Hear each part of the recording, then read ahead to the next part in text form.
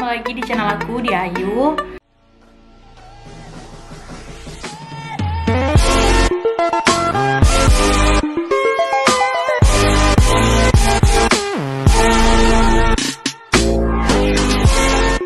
Nah, hari ini aku akan bikin video tentang keluarga kecilku. Yeay, keluarga kecilku. Bayangin DM soalnya Kak, bikin video dong tentang ayah dari yang sehat sampai meninggal, kayak gitu-gitu. Kebanyakan orang-orang DM aku seperti itu. Jadi aku buat hari ini video tentang keluarga kecilku, keluarga Cemara. Panas banget ya Allah. Sumpah. Aku tuh orangnya tuh gampang keringetan guys. Jadi gerak dikit aja, maklum orang gemuk ya. Jadi cerita tentang keluarga aku itu panjang ya. Semua kehidupan tuh pernah penuh lika-liku. Namanya lika-liku kehidupan. Panasnya. Jadi keluarga kecilku tuh apa ya, kalau dibilang tentrem, tentrem banget. Keluarga Cemara dulu mah namanya. Tapi ya namanya adik kakak pasti ada sisi berantem, konfliknya tuh selalu ada. Cuma namanya kita berantem mah ya udah, balik-balik berantem, ujung-ujungnya baik-baikan lagi. Cuma kan makin gede kan biasanya untuk rasa untuk mau berantem tuh enggan gitu.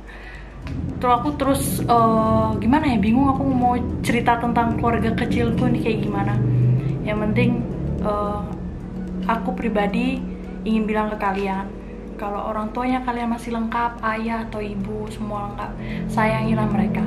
Mereka marah sama kamu tuh pasti ada sebabnya, dan mereka marah tuh bukan karena benci sama kalian, tapi mereka tuh sayang.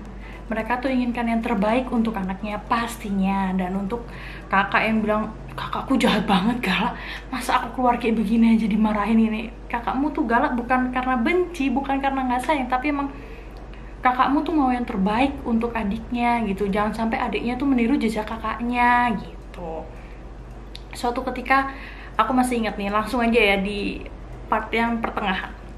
Jadi singkat ceritanya, aku tuh dulu tuh pernah keluar malam. Ini dimarahin sama bapakku ya. Keluar malam itu sampai jam 12, namanya anak gadis jam 12 malam udah ditelepon, udah kayak tagihan rentenir, diteleponin, kamu di mana? Aku alasan bannya bocor, padahal masih di tempat teman-teman. Itu di rumah teman, gak ada main kemana-mana.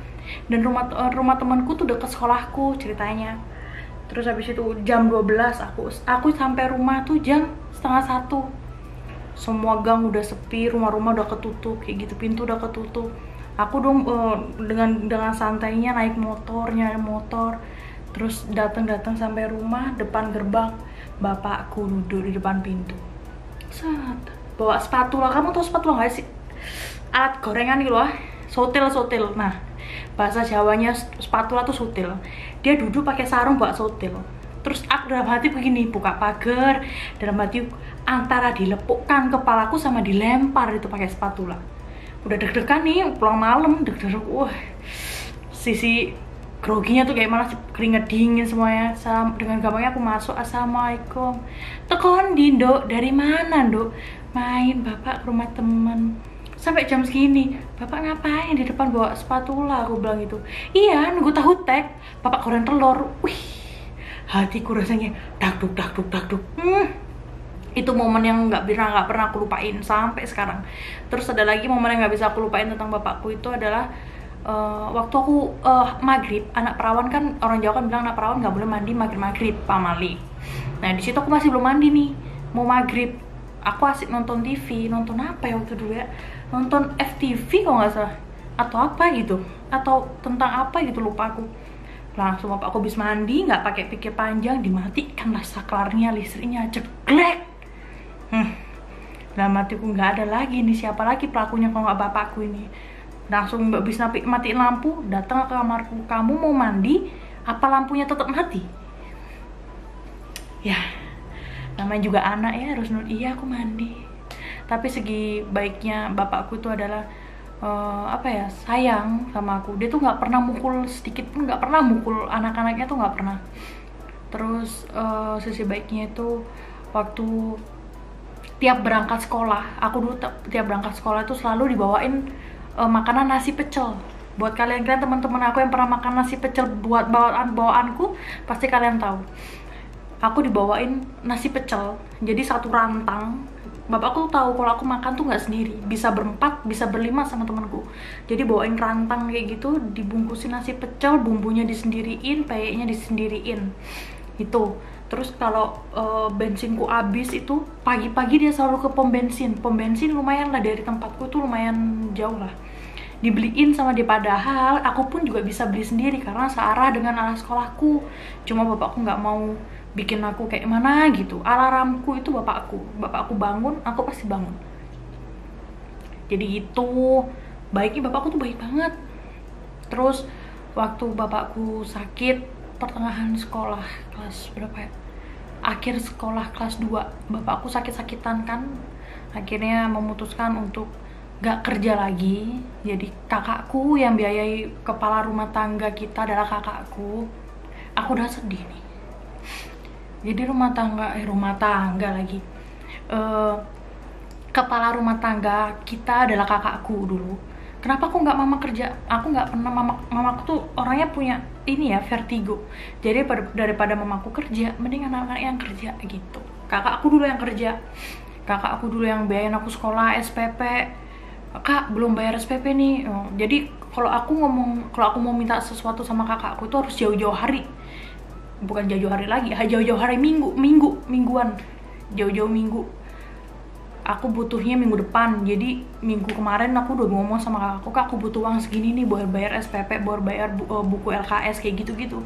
Jadi semenjak papaku sakit itu yang biayain sekolah tuh kakakku, dari uang jajan, dari uang SPP, dari uang segala macem. Terus aku sempat mikir, Kak, aku pengen kuliah nih gitu. Terus dia bilang, jangan dulu kuliah, kamu rasain dia rasa kerja, dia bilang gitu. Aku dulu pengen kuliah. Terus habis itu, kamu rasain dia rasa kerja tuh kayak gimana, pasti enak kok, dia bilang gitu. Terus, oh gitu ya, karena kamu mau ambil jurusan apa? Aku pengen ambil jurusan tata boga nih gitu.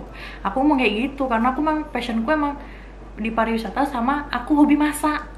Aku tuh suka hobi masak, suka banget masak. Cuma ya gitu, bagi mereka nggak enak, bagiku enak Jadi gitu, aku pengen kuliah. Habis itu kata kakak, oh jangan dulu kuliah, kamu cobain dulu deh kerja gitu. Akhirnya udah aku sekolah terus sampai suatu ketika kelas 3 papaku tuh sakit. Tapi aku namanya juga aku anak OSIS, berangkat pagi pulangnya malam, kadang jam 8, kadang jam 9, karena anak OSIS kan selalu banyak acara ya gitu.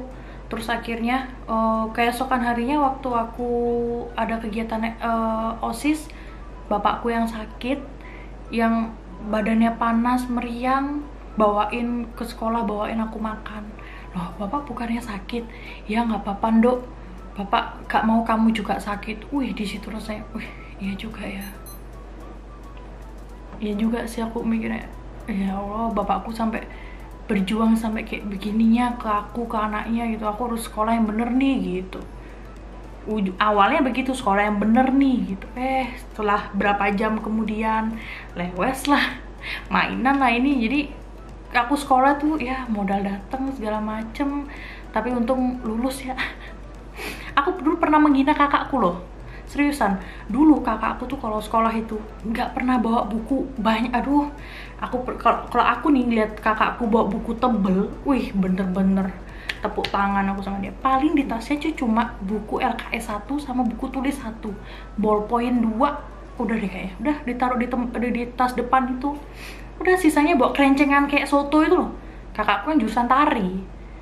Yang dihina-hina sekarang jadi sukses, bisa menghidupi keluarganya. Itulah, aku pernah menghina kakakku kayak gitu. Aku dulu manggilnya apa ya? Nong jenong. Kon kula apa sih sekolah kak nggo kertas, enggak nggo buku iku. Lah apa aku nggo buku, aku pinter kok. Ngapain aku bawa buku, aku udah pinter kok, gitu jawabannya. Padahal aku lupa kalau dia tuh jurusannya tari. Jadi dia tuh setiap hari tuh bawa kain selendang, alat tas make up. Dia tuh sampai beli tas make up yang gede. Terus habis itu sama bawa kerencengan apa, kayak soto yang di kaki, kerenceng. Ya pokoknya itulah. Sebelum kakakku ke Bali, kita juga pernah susah bareng. namanya juga adik pasti diistimewakan. Ini ngaca ya, karena aku tuh, otakku tuh ya seingatku ya aku sampaikan ke kalian. Dulu aku waktu masih tinggal sama kakakku, masih kita satu rumah, kakakku masih belum di Bali, kita pernah berbilang sama-sama, "Kak, kamu mau dapat uang banyak gak sih?" Terus itu, "Ma pengen." "Gimana caranya?" Nah, tantuku kan jualan ini nih, jualan kayak apa sih, jajanan kering, kayak basah, kayak gitu-gitu di pasar Wonokromo. Biasanya kan ada yang jualan sate-sate kayak gitu-gitu. Nah, kita berinisiatif, kakakku sih yang inisiatif, bikinlah kayak begitu, sate-sate telur kayak gitu. Kakakku yang ngerebus segala macam, jadi aku yang bantuin. Sampai kita punya stok film horor. Kita tuh temen kita untuk masak sate itu tadi, sate telur itu tadi, film horor. Jadi kita ngerebus telurnya, terus habis itu kita diemin dulu sampai dingin. Soalnya kan kalau kita langsung ambil kan pasti nyangkut tuh kulitnya sama telurnya tuh, dagingnya tuh. Jadi kita diemin dulu sampai dingin, bener-bener dingin, baru kita kopekin. Udah kita kopekin ya, itu sambil nonton film horor. Habis itu kita kopekin, paginya, nggak paginya sih, jam malamnya kita masak. Ada bumbunya, kita masak kayak gitu. Tanteku yang nyiapin bumbunya, kecapnya segala macam. Kita masak, kita tusukin. Namanya juga adik ya, pasti aku tuh orangnya tidur duluan, suka tidur duluan. Dulu aku tidur duluan, terus kakakku yang tusukin sampai beratus-ratus tusuk, dia sendiri sampai pagi, karena sampai pagi. Terus namanya juga adik ya, "Kak, mana uangnya bagi hasil?" Sempet dimarahin, "Kon ku garapannya turu gak melok kerja tapi njaluk duit nang aku." Terus aku ya pas sama kak kucing, "Halah Kak, aku lo gak punya uang, aku pengen ini." Ya dikasih, namanya kakak dikasih. Terus habis itu pernah juga kakakku nganter sosis, nganter telur yang habis dia bikin. Aku nggak ikut bikin sama sekali tuh, jatuh lah di jalan. Itu kakakku bener-bener kayak sakit hati gitu, makanan yang dia buat, makanan dia tusuk sampai begadang, jatuh di tengah jalan. Itu rasanya ya, aku meskipun aku nggak ngeliat ya, rasanya ya sakit sih, sakit banget aku dengarnya tuh. Ya udahlah, namanya juga perjalanan hidup. Sampai akhirnya kakakku pergi ke Bali, lulus sekolah. Kakakku memutuskan untuk kerja di Bali. Aku tuh kelas 3, awal masuk kelas 3 SMK, itu masih baru-barunya. Terus habis itu ya berjalan dengan lancar, aku minta uang sama kakakku, fine, segala macam baik semuanya, hingga saatnya aku lulus sekolah nih SMK. Foto wisuda aku bilang, "Kak, aku udah beliin ini nih, apa namanya, tiket wisuda. Kakak datang ya sama mama, mau kan biar foto berempat gitu." Cuma kakakku bukan nggak mau sih, lebih mentingin kerja gitu. Dia bilang, "Ngapain sih aku harus kesana, mending aku kerja, kalau aku kerja kan dapet duit gitu." Terus aku pikir, iya sih, foto berempat mah bisa kapan-kapan. Tapi papaku tuh orangnya nggak mau foto berempat, nggak mau foto keluarga, karena dibilang nggak mau nanti bapak mati gitu. Ih, apa sih bapak ini orang foto keluarga kok, masa dibilang mati? Aku bilang, banyak tuh artis-artis foto keluarga hidupnya tentrem aja sampai puluhan tahun, aku bilang gitu. Terus habis itu semangat, katanya pengen lihat anak-anaknya nikah, punya cucu, aku bilang gitu. Terus habis itu, iya sih gitu. Ya udah, akhirnya berjalan. Itu waktu itu mamaku sama bapakku itu udah pisah ranjang ya. Bapak sama mamaku tuh pisah ranjang dari aku kelas 3 SMP. Kelas 3 SMP tuh waktu aku mau ujian praktek. Ujian praktek tuh masih namanya juga anak kecil ya, pasti stres lah otak. Akhirnya dikasih waktu kesempatan sama kepala sekolah untuk pulang ke Bali. Jadi aku tuh nabung, SMP tuh rajin banget aku nabung. Kenapa? Aku uang nabungnya tuh bukan aku untuk rekreasi, tapi untuk aku pulang ke Bali gitu. Dikasih lah izin 1 minggu, nggak 1 minggu, 4 hari kalau nggak 5 hari itu aku diizin pulang. Terus habis itu aku pulang, datang udah siap ujiannya, udah dong, aku udah semangat, udah dapat minta restu dari orang tua, aku bilang gitu. Mamaku udah dapat, bapakku udah dapat, tinggal jalan, aku bilang. Terus habis itu udah langsung singkat cerita ya, aku kerja, aku akhirnya memutuskan untuk ke Bali. Aku bilang, "Bapak, aku ke Bali ya kerja ya." kalau emang itu jalan hidupmu, kalau kamu emang mau ke Bali ngikutin jejak kakakmu nggak apa-apa, dibilang gitu. Kamu harus kerja yang bener, nabung supaya besok tuh kedepannya tuh ada sisa uang tabungan gitu. Terus habis itu kerjalah, akhirnya kerja. Aku pertama kali menginjakan di Bali, 3 hari kemudian aku langsung dapat kerja di salah satu perusahaan travel. Di situ aku kerja di 4 tahun kalau nggak 3 tahun kalau nggak salah. Berisik banget ya motor rong, nggak tahu ada orang nonton apa. Terus habis itu saking karena asiknya aku kerja, jadi bapakku telepon itu kadang nggak aku jawab, karena aku kan kerja nggak cuma di kantor, nggak di kantor doang. Aku kadang itu handle tamu, grup segala macem, grup banyak, grupnya tuh mau dinner, mau tur ke sini ke situ, jadi aku harus ikut turun tangan. Kalau 40 orang biasanya aku ikut turun tangan, teman-temanku ikut turun tangan kayak gitu. Terus saking marah-marahnya, bapak tuh nggak pengen apa uangmu, bapak tuh pengen kamu tuh ada kabar sama bapak. Di situ aku mikir, wih, ya juga ya, cuma sepintas gitu doang di otakku. Ya juga ya, bapakku nggak butuh duit tapi butuh anaknya hadir, mungkin bapakku kesepian. Ya udah, akhirnya semenjak itu ada 1 mingguan lah kalau bapakku telepon, sesibuk-sibuknya aku angkat. Iya bapak, gimana, ini aku lagi di sini nih lagi video call di sini nih.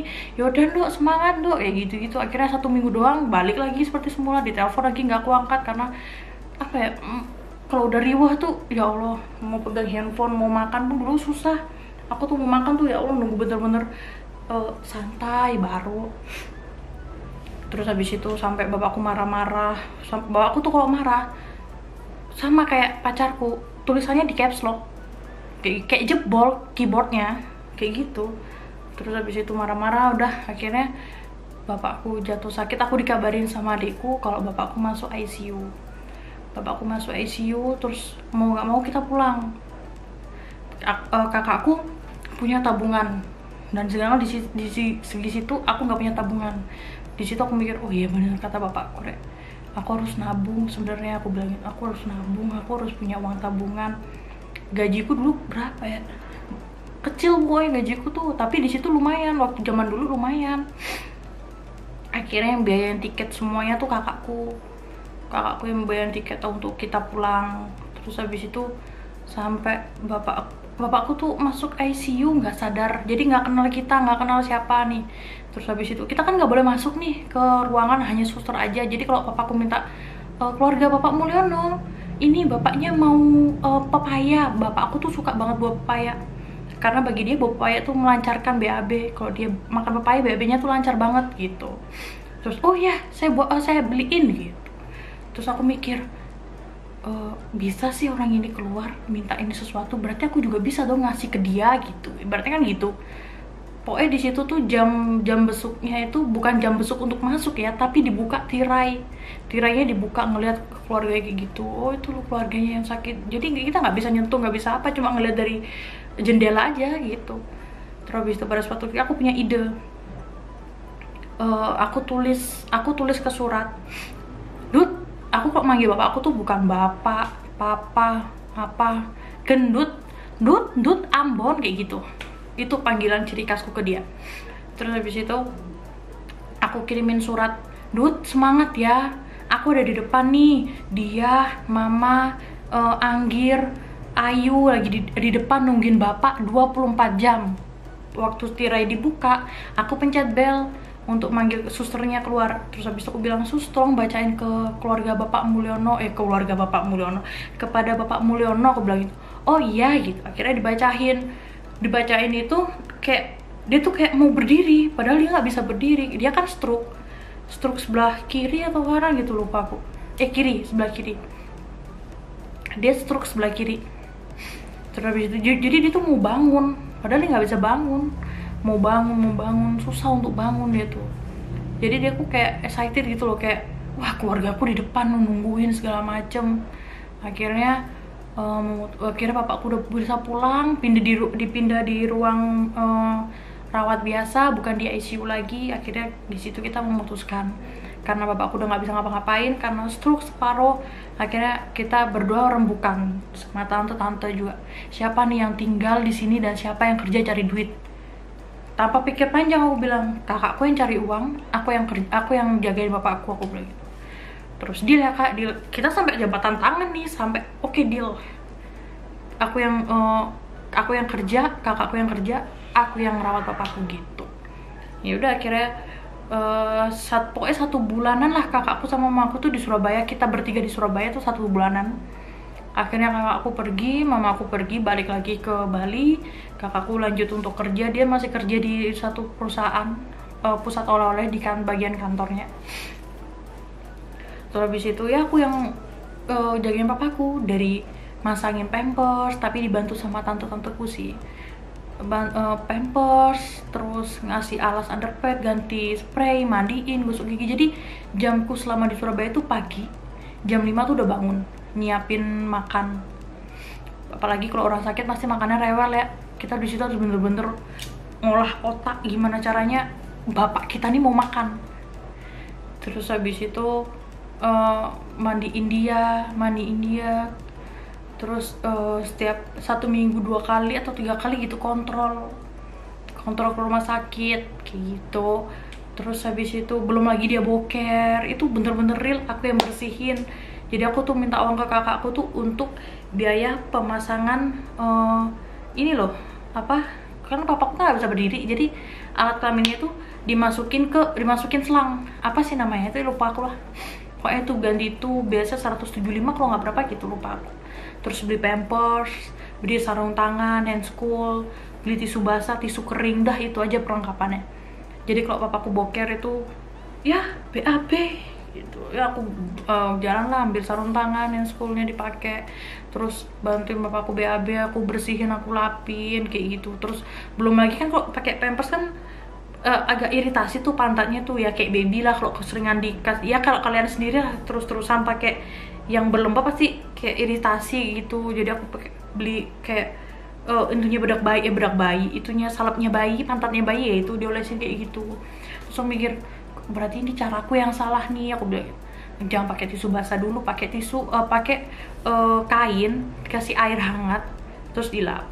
Jadi kayak gitu. Terus tiap minggu tuh aku dulu kurus guys, kurus banget.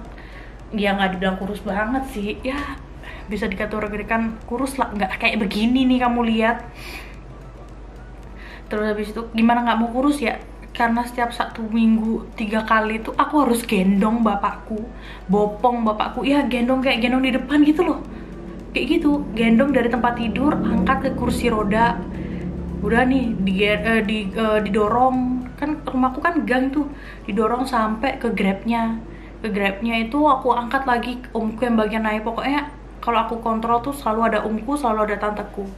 Itu karena dia yang bisa bantuin aku untuk angkat bapakku gitu. Pokoknya mau pindah kemana-mana tuh aku yang angkat. Wih, bopong bener-bener. Pada satu ketika badanku tuh sakit banget, karena apa ya, karena mungkin angkat-angkat berat kali ya. Berat banget bapakku guys, ya Allah. Gimana bapaknya, mananya nggak berat, orang bapaknya segitu gedenya. Aku bopong bapakku. Terus habis itu suatu ketika bapakku itu, ya suatu ketika waktu badanku sakit tuh remuk, aku tuh bingung, bener-bener sakit, nggak bisa ngangkat, bangun aja rasanya ya Allah, kasih aku tenaga buat mandiin bapakku, jemur bapakku, bukan jemur ya, ngasih cahaya matahari kayak gitu. Terus habis itu untung dibantu sama tante-tanteku, om-omku tuh kompak banget mereka, om sama tanteku tuh luar biasa. Tanpa mereka remek paling aku. Terus habis itu pada suatu ketika bapakku drop lagi. Akhirnya dibawa ke rumah sakit karena dia nggak mau makan, nggak mau apa. Bapakku kan punya diabetes, nggak mau makan, nggak mau apapun. Terus akhirnya dokter memutuskan kalau nggak mau makan disonde. Sonde itu selang yang dimasukin ke hidung, terus masuklah, nggak tahu masuk kemana. Jadi aku tiap pagi tuh harus blender, ganti ya, bukan masak lagi, aku harus blender, terus harus nyaring lagi supaya halus, supaya makanan tuh mau. Terus Udah itu pakai sonde berapa bulan ya, lama pokoknya pakai sonde tuh, ke dokter ganti sonde segala macem. Terus aku mikir, bapak mau, aku sampai ngomong sama bapakku, bapak itu masih bisa diajak ngomong ya bapakku ya, bapak mau sampai kapan nih pakai selang kayak begini, aku bilang gitu. Iya bapak juga capek gitu. Wih, terus aku memutuskan yaudah, aku harus bisa, gimana caranya aku harus bisa masukin makanan lewat mulutnya bapakku. Karena apa, mulutnya tuh mulai kering, mulai pecah-pecah kayak jalan trotoar nggak jelas itu. Jadi aku kalau makan nih ya, aku kasih di bibirnya kayak gitu. Bapak harus berusaha nelen nih, aku bilang gitu. Masa bapak harus disondek terus sih, aku bilang gitu. Belum 1 minggu sekali ganti sondenya 50.000 ganti sondenya. Masa harus kayak gini terus ya bapak, ayo semangat, aku bilang gitu. Mau sembuh nggak, aku bilang gitu. Mau. Ya udah akhirnya pada suatu ketika bapakku drop, nggak mau apa-apa, jadi kerjanya bengong gini ya, bengong nggak jelas kayak gitu, ngelamun nggak jelas kayak gitu. Terus habis itu aku badannya panas, aku bilang tanteku, tante besok kalau badannya masih panas dan nggak mau makan, kita bawa ke rumah sakit yuk. Aku takutnya tuh hipo guys, hipo tuh kayak kadar gulanya tuh turun kalau nggak salah ya, hipo kayak gitu. Jadi orang punya diabetes tuh harus standar, nggak boleh naik nggak boleh turun gitu. Terus habis itu kita bawa ke rumah sakit, langsung masuk ICU. Di situ adikku kerja sebagai apoteker ya, adikku kan sekolah di apoteker. Bilang gini, mbak, itu tuh ya ICU terakhir, keluar selamat, kalau nggak gitu ya udah wassalam, kita cuma bisa doain Al-Fatihah. Masa gini? Iya gitu. Terus habis itu baru masuk udah dipanggil keluarga Bapak Mulyono gitu. Wih, iya dok, iya sus, kenapa? Ya ini bapaknya mau disuapin, alasannya begitu. Baru aku ngeliat bapakku, bapakku di sini udah ditusuk, terus dipasangin dari mulut nih selang apa untuk bantu dia nafas. Semuanya lengkap alat-alat. Terus dadanya dia tuh dipencet sama suster, jadi susternya tuh naik di ranjang gitu, dipompa gini. Aku langsung, ya Allah, aku langsung telepon kakakku, kak gimana nih kak, bapak kayak gini, kayaknya nih mau ini deh, aku bilang gitu, kayaknya mau ini deh, jangan seuzon. Aku telepon karena apa ya, nggak ada yang datang, pada sibuk. Tanteku, aku baru ngeh kalau tanteku tuh jarang megang handphone guys. Jadi situ aku bener-bener panik, aku nelponin keluarga jauh semuanya, tolong datang temenin aku. Terus habis itu aku nampingin bapakku lagi, aku bilang, bapak ayo sembuh, ayo Dut, sembuh Dut, itu Mbak Ayu di depan, aku bilang gitu, gak bisa masuk, harus satu-satu. Dia kan masih bisa ngelihat kita, tapi mau ngomong tuh susah. Mbak Ayu di depan, harus masuk satu-satu, harus sembuh, ayo Dut, mau pulang kak, ayo pulang yuk. Mbak Ayu di depan, aku bilang gitu. Pokoknya setiap denger kata-kata Ayu, mungkin jarang dia lihat ya, jadi kayak kesehatannya tuh pulih kayak gitu. Jadi mulai stabil, detak jantungnya stabil gitu. Terus si suster nanya, si Ayu tuh siapa gitu. Ada kakak saya mbak, ada kakak saya sus. Terus kemana dia lagi kerja di Bali. Sebenarnya kan aku kan juga kerja di Bali, cuma memutuskan untuk jaga bapakku, aku bilang gitu. Oh gitu, tante baru datang, gimana kan ya, membaik lah, aku bilang gitu. Aku deg-degan tante, aku bilang, aku sambil nangis, aku takut, deg-degan. Aku telepon mama, jangan nangis, namanya shock ya, belum siap gitu loh. Terus habis itu ya bapakku masuk ICU itu 1 bulan lebih, pas mau tahun baru. Malam ini nih tahun baru, siangnya itu aku perjalanan menuju ke Bali. Kalau bahasa Jawanya tuh ditilap ya, mau pulang, mau perjalanan ke airport, diteleponan sama dokter. Sebelumnya kan ngomong sama dokter sama susternya, dok itu bayar kita, dok aku ini ya mau pulang dulu.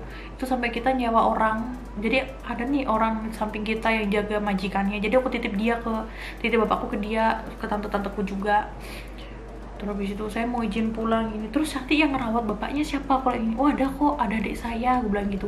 Soalnya di sana ya nggak boleh sepupu adik apa, nggak boleh tante adik atau apa, harus anaknya atau adik dari bapaknya, adik dari yang sakit atau kakak dari yang sakit pasien gitu.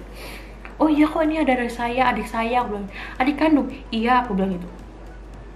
Terus waktu di taksi itu apa namanya, aku ditelepon, ini harus diganti nih selangnya, harus dipindah di tenggorokan. Itu awalnya tuh selangnya di mulut udah dilepas, dia menunjukkan, bapakku tuh menunjukkan kalau dia tuh mau sembuh, jadi alat bantu oksigennya dilepas. Terus itu pada saat aku di taksi online, aku ditelepon, Mbak, ini bapaknya saya mau izin untuk pemindahan alat bantu nafas. Hah? Alat bantu nafas gimana sus? Aku bilang gitu. Iya, yang awalnya kan di mulut, takutnya kalau lewat mulut nanti kalau dia sembuh susah untuk ngomong gitu. Terus jalan satu-satunya gimana? Harus lewat tenggorokan, soalnya bapaknya drop. Wih, aku gini, drop. Terus aku mikir-mikir lagi, itu masih di tengah perjalanan. Terus habis itu, oh ya udah dok, ya udah sus, nggak apa-apa sus, gimana baiknya rumah sakit aja untuk menangani bapak saya, aku bilang gitu. Terus habis itu sampailah di airport, aku telepon adikku, Gir gimana bapak? Oh baik kok, sehat bapak, bapak udah bisa ini kok, udah bisa diajak ngobrol. Hah maksudnya? Iya kalau bapak capek, jadi nganggukin apa, naik alisnya gini, bapak capek gini-gini. Adikku kan kalau manggil bapakku kan bapak juga, capek, gatel gini-gini, jadi bisa diajak ngobrol. Ya udah berarti aman ya aku tinggal ya, kalau nggak aman aku balik lagi nih, nggak apa-apa tiketku hangus. Aman udah kon berangkat aja gitu. Ya wes, akhirnya aku berangkat lah, udah sampai Bali udah aman. Malamnya nih ya, malamnya kita bisa happy jalan ke Pantai Kuta, terus nyaksiin kembang api kayak gitu-gitu, kembang api petasan kayak gitu-gitu tuh.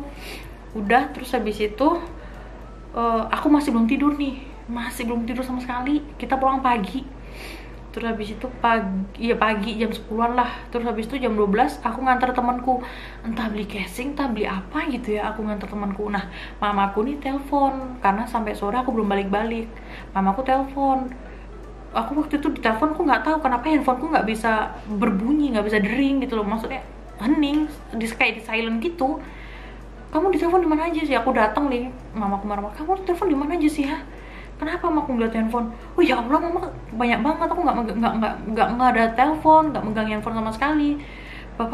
Mama ditelepon dari ini nih tante, kalau bapakmu drop segala macem, jantungnya melemah. Hah masa gitu? Aku telepon tanteku kan, udah katanya iya sabar dulu, masih dokter nanganin. Ya udah nih, masih ada slot untuk aku tidur dikit lah. Akhirnya tidur lah aku dikit. Tidur, habis itu denger mamaku telepon adikku, Gir ngomong yang jelas. Aku langsung bangun, tarik langsung handphone. Kenapa Gir? Oh, detak jantung bapakmu lemah gitu. Hah? Lemah? Iya. Dari situlah aku langsung nyari tiket untuk balik, tiket pesawat untuk balik. Nggak ada semua, adanya 3 hari ke depan. Terus habis itu mah nggak ada nih, sabar dulu gitu. Terus habis itu aku masih mau makan gitu, nggak usah, masih duduk-duduk nih di kasur.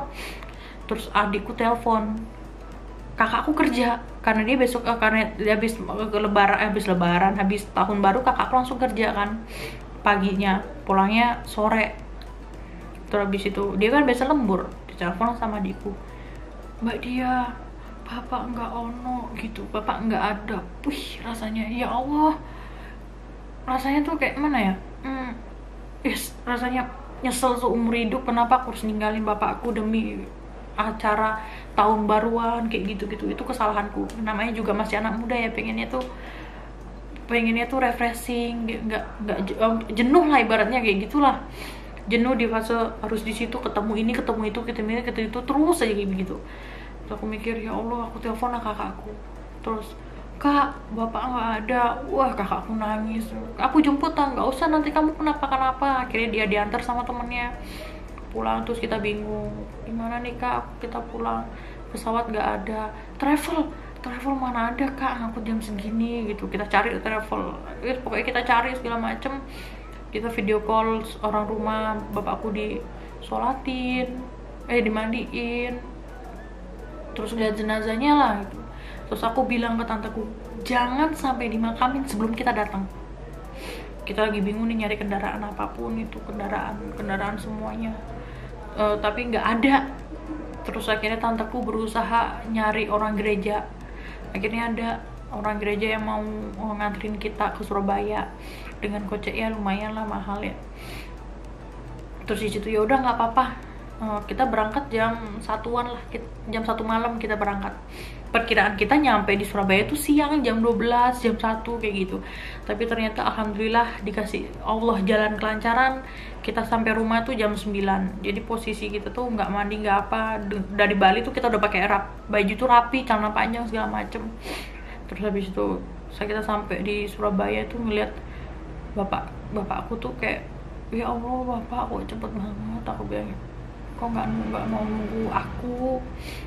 Ya aku sempet ya penyesalan lah dulu. Aku ingatnya yang buruk-buruk sih, bukan buruk, maksudnya yang momen-momen yang nggak bisa dilupain. Contohnya yang pulang malam, terus nggak mau mandi kayak gitu. Ya sempet nyesel sih, sempet nyesel karena meninggalin bapak demi hiburan yang menurutku aduh nggak penting banget itu. Jadi gitulah perjalananku, keluarga aku, dari bapakku sehat sampai sekarang detik ini. Aku cuma mau bilang ke kalian, kalau kalian masih punya orang tua lengkap, sayangin. Jangan dibuat susah, jangan dibuat mikir. Karena kalau dibuat mikir, kasihan orang tua kita, nanti beban pikirannya banyak, belum menghidupin kalian, belum mikir kalian kayak gitu. Terus pesan-pesanku sih, sayangin lah, itu aja lah. Buat kakak aku juga makasih udah biayain aku sekolah, sampai detik ini. Aku masih dibiayain sama kakakku, namanya juga adek ya. Buat mamaku makasih udah mau, ya meskipun anaknya begini masih mau lah sama anaknya ya. Ya pokoknya gitu lah. Makasih buat kalian, aku rindu bapakku. Makasih buat kakakku, makasih buat mamaku. Makanya aku tuh nggak mau jadi orang cengeng. Aku tuh pengennya tuh kayak preman. Jadi aku dulu hobinya berantem. Makanya aku nggak mau jadi wanita feminim, tomboy. Dulu aku tomboy, suka hobi berantem, tawuran kayak gitu. Jadi aku nggak mau sedih lama-lama